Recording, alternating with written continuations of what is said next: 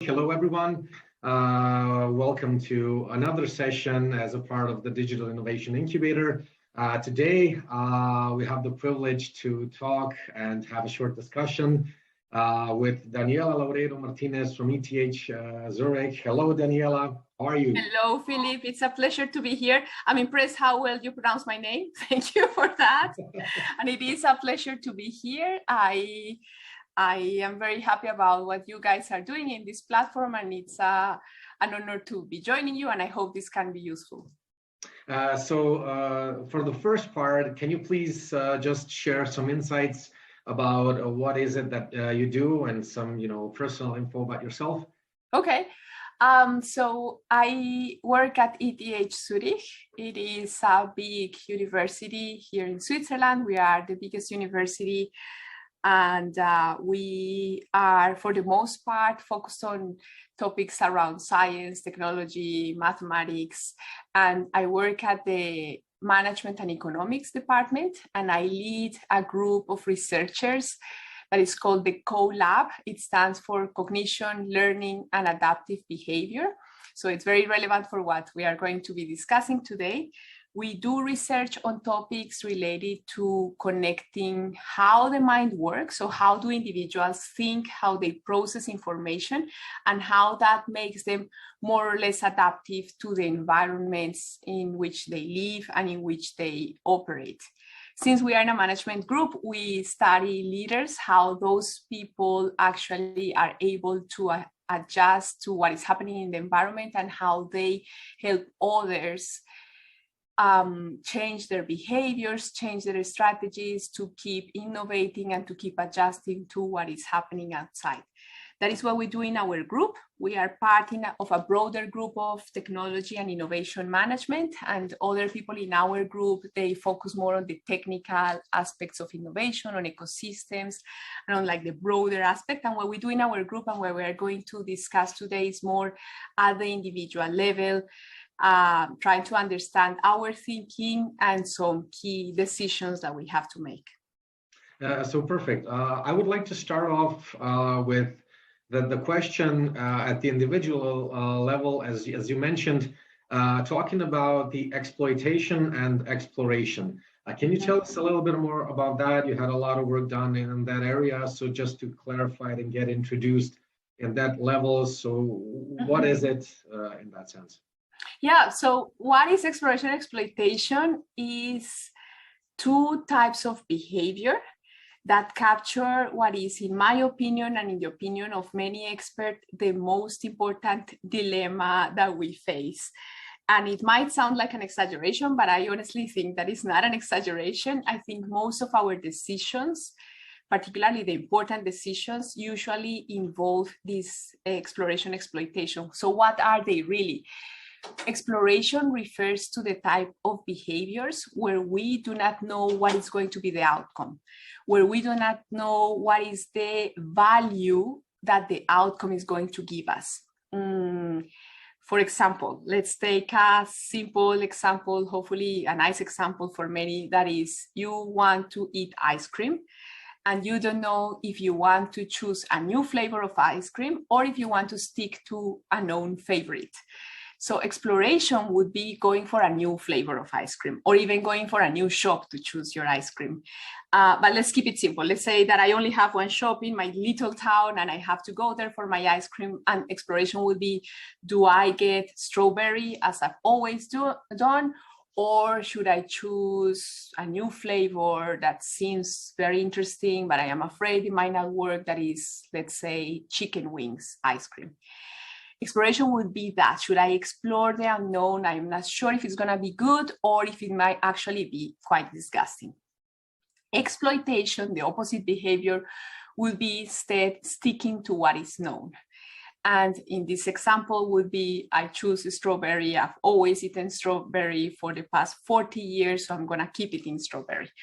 Or no, I will choose this one and perhaps I actually discover that it's better. So when I discover the outcome, I update my knowledge and then I face the decision differently the next time. Balancing how much exploration and how much exploitation to do is a critical thing. And people who do that well actually get the best of the two types of behaviors because they know to what extent they can explore, how much they can tolerate that uncertainty that comes with exploration, and how much they actually get more value from exploiting what they like. So I think I put the example of the ice cream, but it applies to many other realms in our lives. It applies to what career path to choose, something that perhaps is relevant for our audience. Do I keep investing on the topic, on the subject that I've been investing and become even more of a specialist? Do I exploit this or do I explore an alternative? And each one comes with their own risks, right? The risks of exploitation are that we might be missing out something that is potentially better. So I say, go back to ice cream, I keep eating strawberry, it's very good, I'm very happy, but I might be missing out on chicken wings or on Swiss chocolate or whatever, versus I do too much of exploration. So I go for chicken wings and it turns out to not be so good. And then I go for Swiss chocolate and it's very good, but it's not as good as strawberry. And on a career realm, the stakes are going to be higher. So it really is a fundamental dilemma in many aspects of our lives. So, I mean, in that respect, it's a type of behavior, as you mentioned. What seems to be more natural for us humans? You know, do we more tend to think or behave in an exploitative way or explorative way? And why? Do we have any insights? So you are touching on a super important point, and there is not a single answer that we say, hey, humans really tend to only explore or humans tend to only exploit. It's actually depending obviously a lot on inter-individual preferences, but we tend to, by nature, we tend to have a tendency to know when to do one or the other. However, different aspects more from the environment led us into a more exploitative path or a more explorative path. I would dare to say that in many cases, we tend to go a bit more exploitative because the forces around us tend us to put from very early on in our lives into more exploitative modes. But obviously, there are many examples that are the opposite of what I just said, right? Like people that throughout their lives, they keep exploring and they maybe do little exploitation to capture the value of what they are doing. Let's go back to a career choice example. If I started studying, say, medicine, and I did a bit of that, but before I actually became very good, I go and turn into an ice cream chef. And before I really become very good at that, I go and turn into something else. I will never really capture the gains. I will never really capture the value of what I have invested my exploration time. And that can happen in many things. So I don't think there is like a unique answer, but there are many forces that make us tend more towards exploitation. And one decisive aspect, let's say two main aspects here that help are, one, the risk aversion. So we are risk averse by nature, most of us, and that makes us tend more for exploitation. But we are also very curious creatures, and that makes us naturally tend more for exploration. To what extent one is more or the other, it varies according to each person, but also according to the context. I am very explorative in the kitchen, but I am very exploitative when it comes to investment. I am very explorative when I paint. I don't care, it's horrible, I don't mind, and it's just for fun, and I try new materials and new colors and things. But I am very exploitative when it comes to make decisions about the education of my kid. And I think depending on the context, I can notice myself that I'm more or less explorative, because I guess I have more freedom in losing, in having a bad outcome from what I'm doing. Or I don't even, for example, in my example of the painting, I don't even care about the outcome, you know? So I think it really varies according to these aspects, how risk averse or risk prone we are, and how much space we leave to our own curiosity, that we all have it as a tendency. So you mentioned before earlier a little bit about the balancing, the ability to balance both exploitation and exploration. So there's a concept about the ambidextrous leaders, creative leaders, and ambidexterity in general. Could you explain what that is, and what does it mean to be a creative leader, innovative leader, and an ambidextrous leader? Yes, definitely. We have a concept in management that is called ambidexterity. So ambidexterity means with both hands, and it comes from the idea that one can do things right using these two behaviors. So one can be at the same time exploratory and exploitative. So one can create novelty, look for new ways to do things, new alternatives, new ice cream flavors. And on the other hand, one can also reap the gains of what one has done and refine the choices that one has made in the past and learn from them. And we can do these two things. And by doing that, we are more likely to get the value of the exploration we do. And as such, it makes us a lot more creative because we have also the forces to invest into creativity. I think a misconception about creativity is that it's like the genius painting and I don't know, the totally hippie style of the creative person that has really extreme ideas and comes up with this novelty. And I think it's overemphasizing the novelty aspect of creativity. Both in the concept of ambidexterity and in the concept of creativity, we have two sides. So also in creativity, we have a side that is, yes, of course, novelty, but we have also a side that is usefulness, how useful a new idea is, how useful a new product is. That makes it creative, that it's novel and that it's useful. And in the case of ambidextrous leaders, these are people that know when to switch to explore and say, hey, no, now we cannot continue doing the same. We need to look for a new market or for a new idea. And at the same time, get the value out of those new ideas, not only go crazy new ideas all the time and never sit down and exploit those ideas. So these are the two sides from exploration and exploitation within these two concepts, ambidexterity and creativity. So it seems to me that, a lot of people can maybe think that it's hard to do all of that stuff. So what type of thinking does it involve? What can we do in that respect to engage ourselves? Yeah, so that is a very good question. And that is at the core of what our research group has been doing in the past 14 years. We have covered a variety of methods to try to understand how leaders actually deal with this dilemma, how leaders manage ambidexterity. And to do so, we have investigated cases in companies. We have done retrospective data analysis of what has happened to companies, how were the leaders. We have interviewed many of them.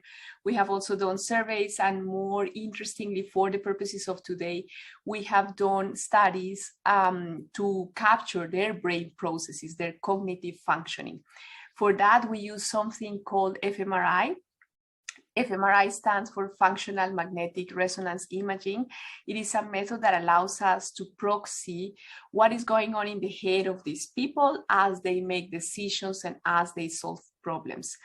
What we have observed in these different methods is that there is one fundamental ability that seems to help people to be more ambidextrous, and that ability is called cognitive flexibility. Now, cognitive flexibility is something that we all have, so that is good news. We all have, well, unless one is like extremely unlucky, one doesn't have cognitive flexibility, but one would know that already.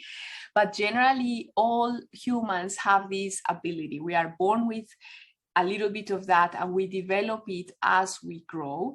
When we reach maturity around 21, 23 years old, it gets at its peak. And then it starts to slowly decline. There are ways to stop its declining too fast, but we can talk about that another time.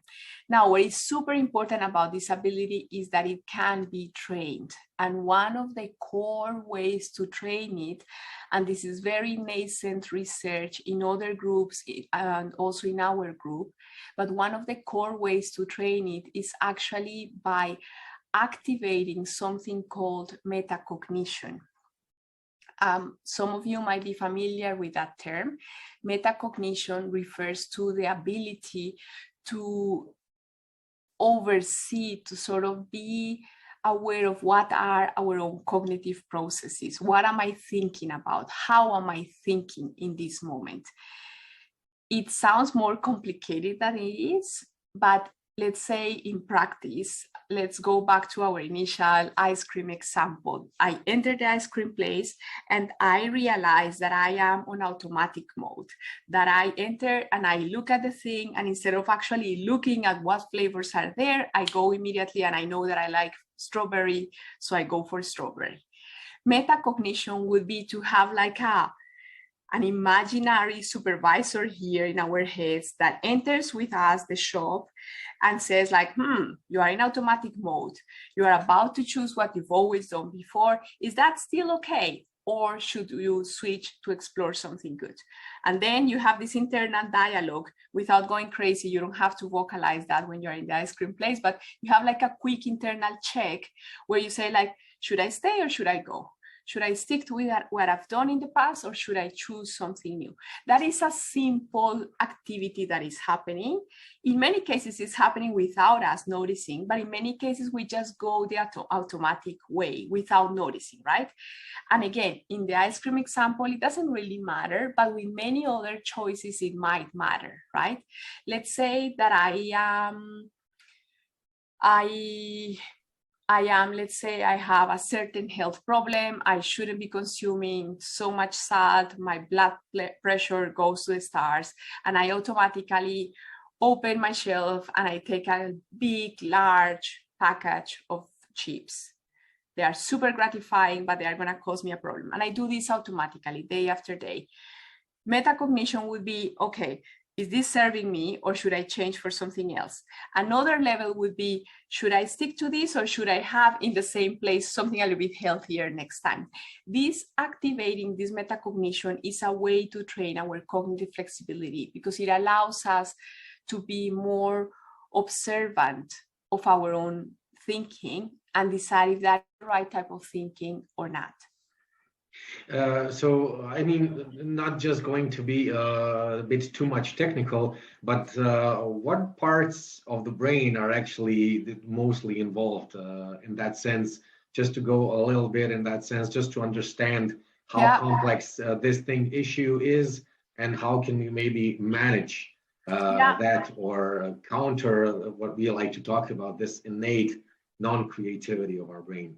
So I'm actually very happy to go technical, and if you want, I can show an image. Is that okay?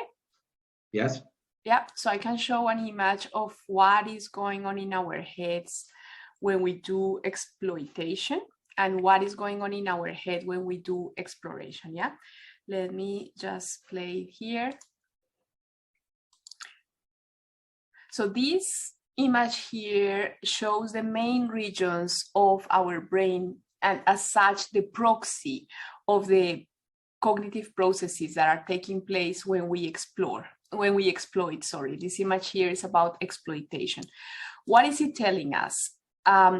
It's a heat map, basically, so it's a statistical map. This is not our brain lighting. This is just how much activation do we think that is in certain regions of the brain.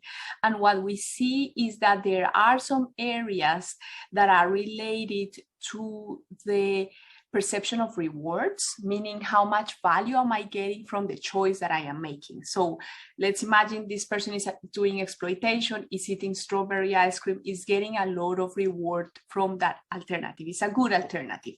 It's also memorizing. So what is happening when you are having exploitation, you are also memorizing, you are also activating areas that are associated with persistence. So how much I do a behavior again and again when it's fruitful to do it. And what we understand from this whole series of activations is that people are really learning. So exploitation is not a passive activity. Good exploitation is happening when people are learning from the outcomes that they are getting. We see something very different in contrast when people are exploring.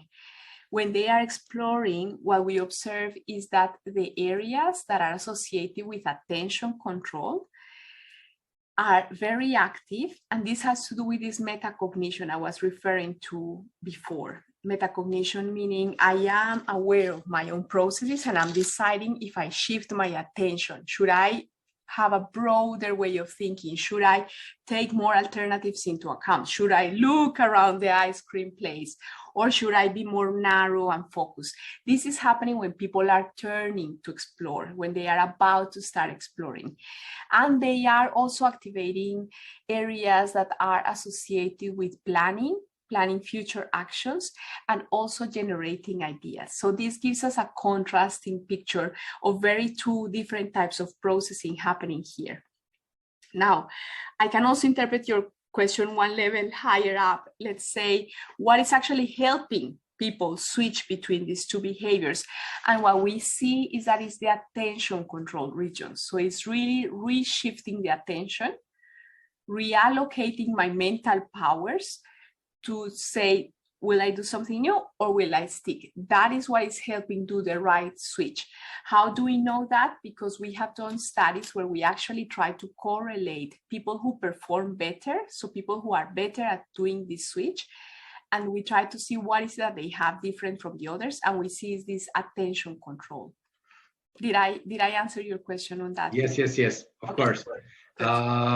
Now I would like to just to focus on those people that are, doing those ambidextrous leaders, those creative leaders, because, through Digital Innovation Incubator, we are focusing on developing the next generation and, future leaders and talents. So how do these people approach, let's say, decision-making and problem solving? Because basically, in developing innovative solutions and developing innovation projects, there's going to be a lot, of decision making and problem solving in that sense. So how is the best way, or is there a best way to approach this kind of stuff? So I can answer you here at two levels. One is something that I observe in leaders that are very good at being ambidextrous, let's say. And the other one is what the theory would tell us, let's say. So one is more from an observational point of view, what do I see that these leaders are characterized by? And the other one is more what would the theory tell me? What are like the protocols of how to do this well? And then I can try and connect the two. So let me start first with what do I observe? What I see in, I would say, all the cases of ambidextrous leaders, this is not a matter of luck. We are not talking here about the person that does one good discovery and they become millionaires and they move on. That can be talent, of course. There is usually a lot of talent behind, but it's not the repetitive, successful that we are looking for to understand in our studies. In our studies, in our lab, what we're trying to do is to understand what makes somebody really adaptive. And to be really adaptive, it cannot be just one hit and go. What we see in those people that instead do it again and again, that the environment changes and they still launch a useful product, the environment changes and they still manage to recreate their company, or they close that company and create a new one. What they really tend to have is that they have a huge level of self-awareness. It is something extremely important from a cognitive point of view. These people are aware of how they think, And that helps them surround themselves with people that might be complementary. So if they know that they are really good at generating ideas, exploring new things, they love novelty, they are aware that they sometimes have to stop and think if they shouldn't be exploiting. Or they are also aware that they might need to complement themselves with people that are more in the exploitative way, let's say. And you can use these two simple techniques, right? Like well, it's not so simple to be aware of your own way, but that helps you already to say, hey, I know that I am always looking for novelty. I'm really good at starting things, but I'm not really good at closing them. I have to do that. But it also helps you to say, maybe I don't do that. I specialize on throwing ideas and I surround myself with people who are good executors. That is one thing that I would say is common to all good leaders. And we are talking from founders of multi-billion companies to small startups. They all those that we study that are able to adapt again and again have that ability. They are, I wouldn't say they are the explorer type or the exploitative type. They are both types, or some of them are really both, but they know how to surround themselves and they know how to balance this. That's one part. Now, on what the science behind would tell us how to train to become more ambidextrous, there are like 4 critical components behind ambidexterity. And now is the time that one takes paper and pencil because it can get a little bit technical, but I'll try to break it down simply. 4 components. One is attention. The second one is something called working memory. The third one is something called inhibition. And the fourth one is something called switching. These are 4 processes at the mental level that allow us to capture the complexity of a problem, break it down, and decide if we want to continue doing the same or not. These are 4 components behind cognitive flexibility. Now, let me explain 1 second each of them, and then if you want to go deeper, we can, or if not, we move on. What do we mean when we say attention helps you do exploration, exploitation better? We mean that by refocusing your attention, you are better able to decide, hey, I'm being too narrow here. It's been really long that I stick to this project and it doesn't work. Maybe it's really time to broaden up and get some new perspectives in.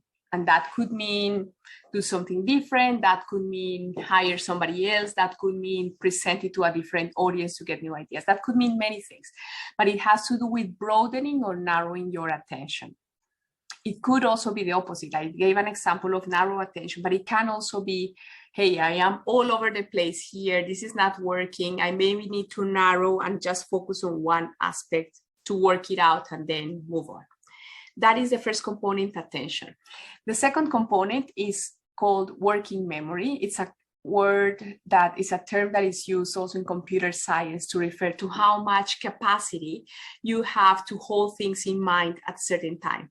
So in our case, it would mean, in my example of my project that is not working well, would mean I am being really focused here. I need to enlarge my set of possibilities and I need to hold multiple perspectives in mind. This is critical and super difficult for many managers to do because they are usually successful in their own ways of thinking. And this working memory will require that you switch perspectives, that you bring new ideas into mind, that you take the perspective of somebody else, for example, and see things from their point of view.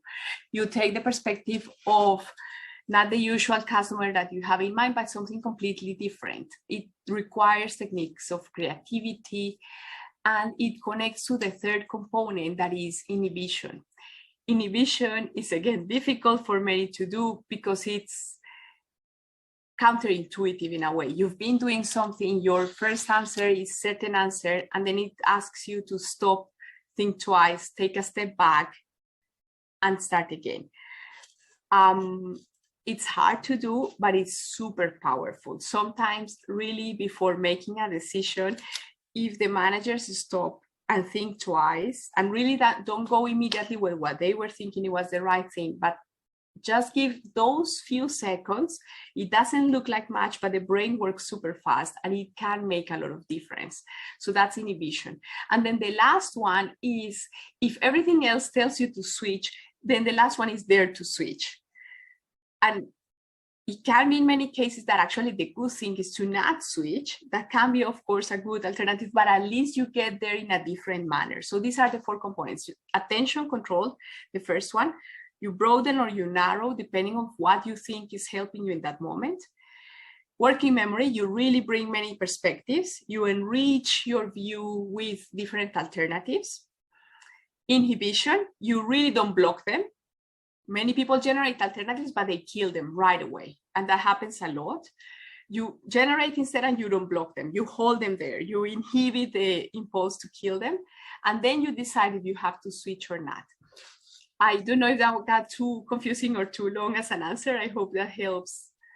No, I think it's going to be extremely useful in order for each and every one of us to learn how we can approach.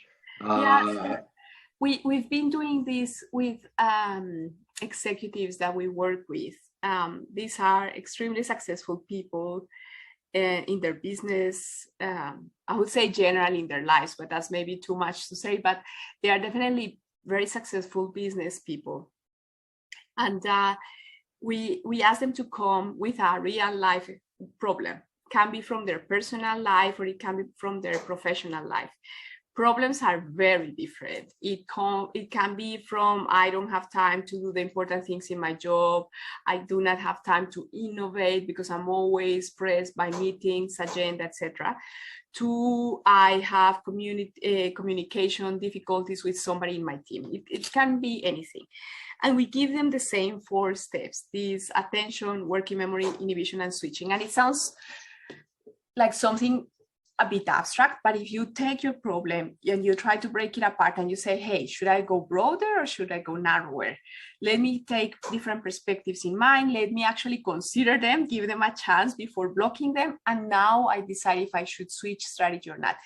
It is 4 abilities, let's say, and they connect. Now, let me do the last step I wanted to do, that is try to connect this with the idea of metacognition. I started saying that really good leaders that I've seen, they share in common this trait. They are super self-aware. They are aware of, it's not awareness of how do I look, or I'm a short woman and I have short hair. It's not awareness in that sense, but it's internal awareness. It's my strengths, my weaknesses. I think that if one wants to achieve that, I think these 4 steps that I mentioned before, I think they are conducive to something like that. Because people, if you do this again and again with your own problems, you start noticing that actually you tend to be on a narrow attention, or you start noticing that you tend to be on a very broad attention mode. And by doing that, you gain more self-awareness, let's say. You gain more of this understanding of, okay, this is what helps me. I tend to jump to the first solution that comes to my head, and then I really marry that solution and never let it go and defend it, even if it's not good. You start realizing all of these things, and then that helps you, well, choose the good job that fits you, choose where you can add value, and also choose who can you work with. Either as you creating your own team or what team you can choose, right? If you are a person that is always shooting ideas, you'd better not go work with somebody like that, because both of you shooting ideas, I don't think that's going to be a really good combination, right? Yeah, nobody is going to see things through. Nobody is going to actually execute the stuff, exactly. Or yes, you go and work with somebody like that, but then you make sure that you have a really good team that executes for you. And I think that awareness is something fundamental if one wants to balance this exploration exploitation. So we basically know what we have to do, and on that path, I think, and based on everything that you do, that we have a large amount, numerous biases that we encounter. So it's going to get hard along the way. Could we just a little bit, in the end, focus a little bit about that? So what are the most common biases that everybody is going to encounter on that path, and maybe how to minimize their effect? Yes. So the list of biases is ridiculously extensive, and many of those biases can affect these fundamental behaviors of exploration exploitation, because precisely, I would say maybe top 5 or top 3.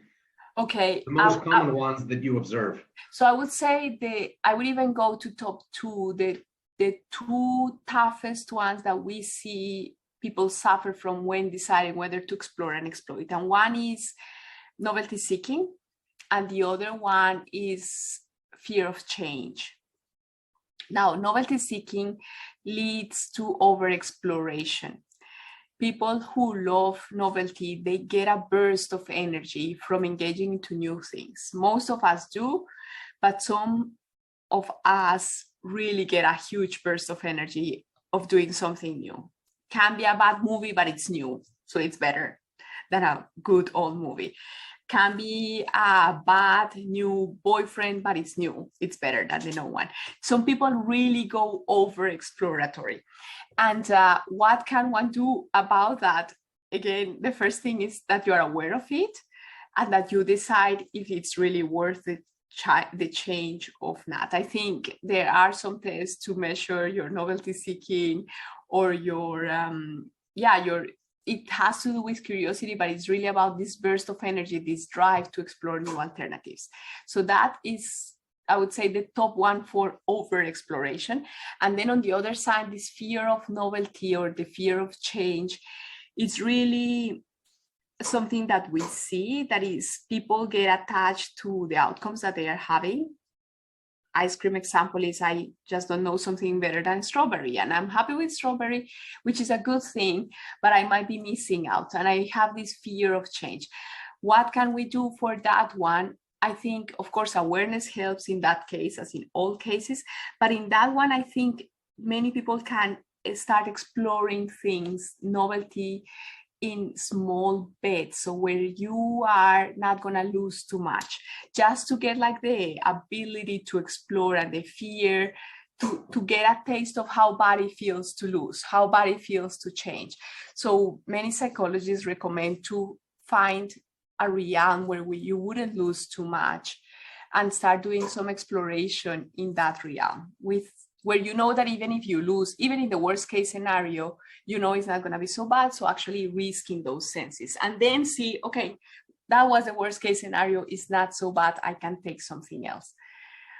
Can be go and try chicken wing ice cream. It can be go and try something that you know is not going to be the end of the world, just to get that fear of change lower. And by doing that, one can then maybe risk and do something in a bigger realm. So to conclude, do you have maybe any last messages or key points? Because all of us are going to be working on creating and developing, innovative solutions, innovative projects to focus on solving problems at the industry market and company level. Mm-hmm. So any last maybe piece of advice on what to focus on what to maybe adjust in their approach, on who do you want to surround yourself with in this process of developing something innovative and creative? So I think something useful for the projects that you all are going to be doing, but particularly as a start of being better at doing this exploration exploitation, I think starting by observing some decisions every day and breaking them down, trying to understand why did I choose that. That is a way to exercise this metacognition muscle. It's not really a muscle, but it's this ability that the more you exercise it, the more natural it becomes to use it. So one small homework, let's say, that one could do is observe how, okay, I love food, so my examples tend to be about food, but let's observe how you choose what to have for dinner when you're cooking at home and how happy you are about it, right? How happy or how satisfied would be the value of this project. And the observation of how you made the decision to do that is starting to help you train this metacognition. So how do I go about what am I going to put in? Am I going to go exactly a usual recipe as the book told me and I know it by heart? Am I going to deviate and improvise because I don't have a certain ingredient? Or I go out and I'm going to have dinner out, or I'm going to have lunch out. How do I go about my decision? And it can be also with more fundamental decisions, right? Like I have a serious disease. How do I go about my treatment? Do I go the usual way or do I go a different way? Or I am having an existential crisis. I'm choosing if I'm going to change career, or if I'm going to choose something different to study. Try to break down how you face those decisions. That could be a really good homework to help you prepare the moment you are actually running your innovative project. You understand better what is making you choose the way you're doing. And just by understanding that better, chances are you're gonna do it better already. It's not because there is any magic in, oh, you understand it better, so you end up doing it better. No, it's because if you understand it better, you are more deliberate in your way of doing things. And by doing that, you are way more likely to choose a better balance, a better way of deciding. You are more likely to spend the right amount of time in exploration, the right amount of time in exploitation. You are more likely to surround yourself with the right team, or even define the good roles for different people in your team. So I would say practicing this on a daily basis, I think that is a good exercise. Yes. Thank you very much. Thank you for this discussion, talking about all this stuff. I think it's going to be super useful. It's always a pleasure to talk to you, and hope to see you soon in Croatia. Thank you, Philip. Yes, I hope the same. And thanks for everyone. I hope it was of use. I hope it is of interest. And let me know if I can be of any further help. Thank you. Bye. Yeah. Bye-bye.